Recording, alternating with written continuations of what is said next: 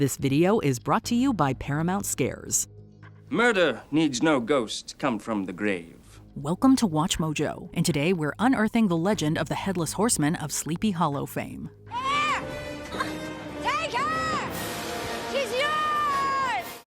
The Headless Horseman is synonymous with Washington Irving's 1820 short story, The Legend of Sleepy Hollow. The narrative follows schoolmaster Ichabod Crane, who travels to the village of Sleepy Hollow where he attempts to woo the aristocratic Katrina Van Tassel.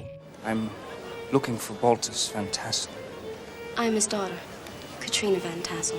Standing in his way is the town resident ruffian, Abraham Brawn Bones Van Brunt. Brom antagonizes Ichabod with pranks, although the greatest trick is saved for one autumn night. Brom tells the tale of the Headless Horseman at a party with Ichabod in attendance. He rode a giant black steed named Daredevil. This ghostly figure is said to be a Hessian trooper, i.e. a German soldier who assisted the British Army during the Revolutionary War. The Hessian earned his headless reputation amid battle when a cannonball knocked his skull off. This butcher didn't finally reach his end until the winter of '79. Although the horseman was supposedly buried, his spirit continues to roam at night, searching for a new head. But now the Hessian wakes.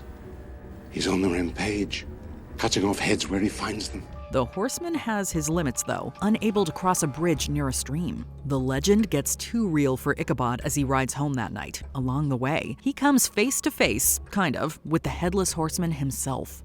Who's there?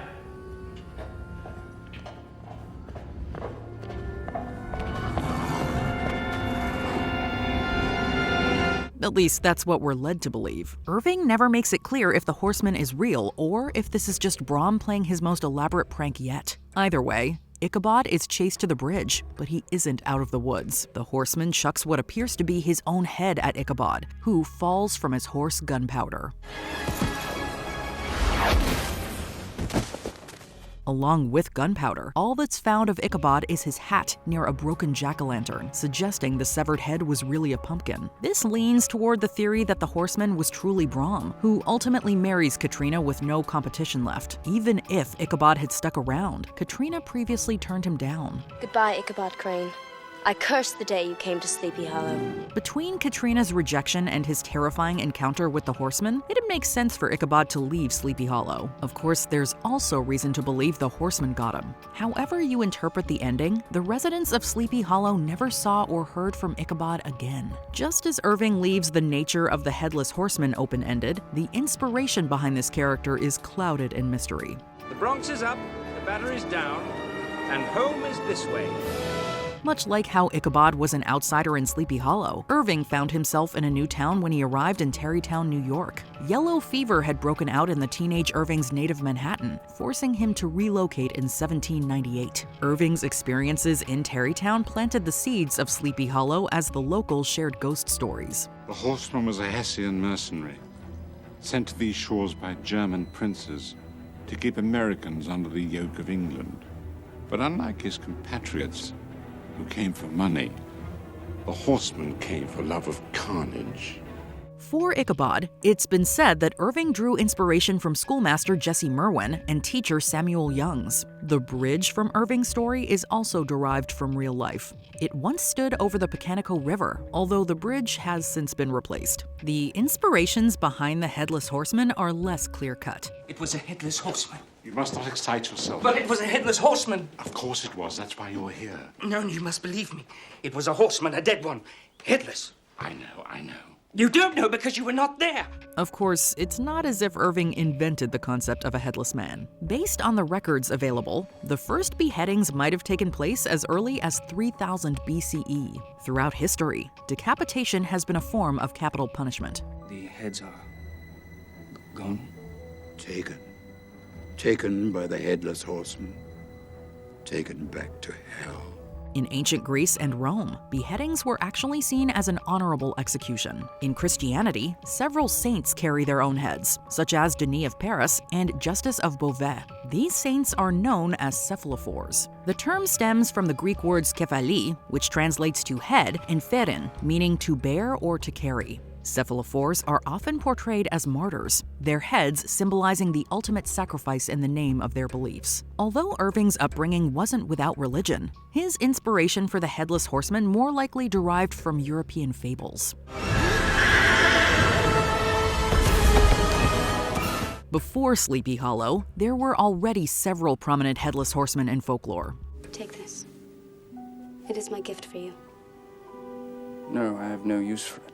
Are you so certain of everything?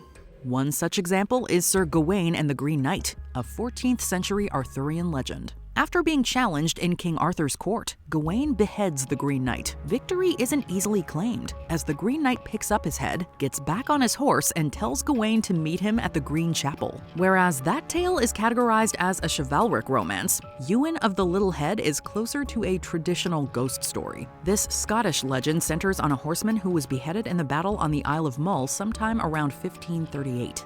Ewan's horse continued to ride on with his headless corpse. The horse eventually stopped, but Ewan's ghost endured. I have faced my fears and come out determined to locate the horseman's grave. In short, to pit myself against a murdering ghost. Who's with me?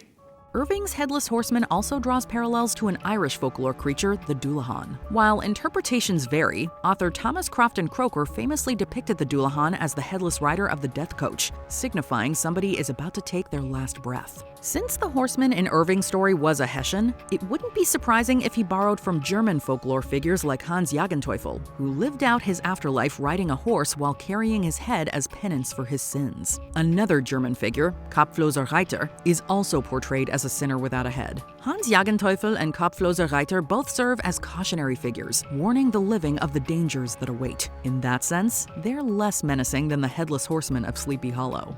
Wait, he's not after you. I'll get him. In 1778, German poet Gottfried August Bürger wrote the poem Der wilde Jäger, aka The Wild Huntsman. Do you know of the horseman, Mom? The Hessian? That'll be him, ma'am. With echoes of Norse mythology, the story centers on a hunter who is punished for his evil deeds. Being pursued by the devil, the hunter becomes the hunted. In 1796, Walter Scott translated Bürger's poem into The Chase. Only 3 years before publishing The Legend of Sleepy Hollow, Irving became good friends with Scott, who was just as much a mentor. Given their close bond, it's been theorized that the huntsman from The Chase inspired the Headless Horseman. He rides to the hollow and back. I hear him. I smell the blood on him. While numerous stories could have influenced Irving, the Headless Horseman just might be grounded in real life. No, we're not saying that a literal headless ghost haunts the village of Sleepy Hollow on horseback. During the Battle of White Plains, though, some historians believe that an actual Hessian trooper lost his head via cannonball. The battle occurred on October 28, 1776, right around the spooky season that defined the legend of Sleepy Hollow. The soldier was supposedly buried in an unmarked grave at Old Dutch Church, which would be featured in Irving's tale. It is entirely possible that Irving heard about this Hessian trooper during his time in Tarrytown, providing the basis for the Headless Horseman. The horseman does not kill at random.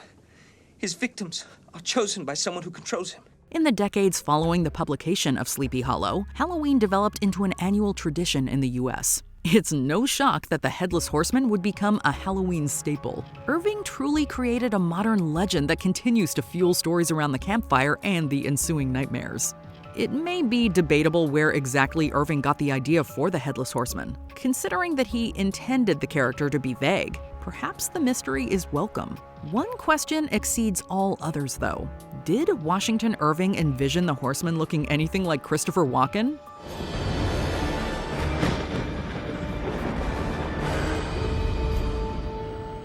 We like to think so. What was your introduction to the Headless Horseman? Let us know in the comments. The skull is gone. Taken. That is why the horseman returns from the grave. To take heads to his own. This video is brought to you by Paramount Scares.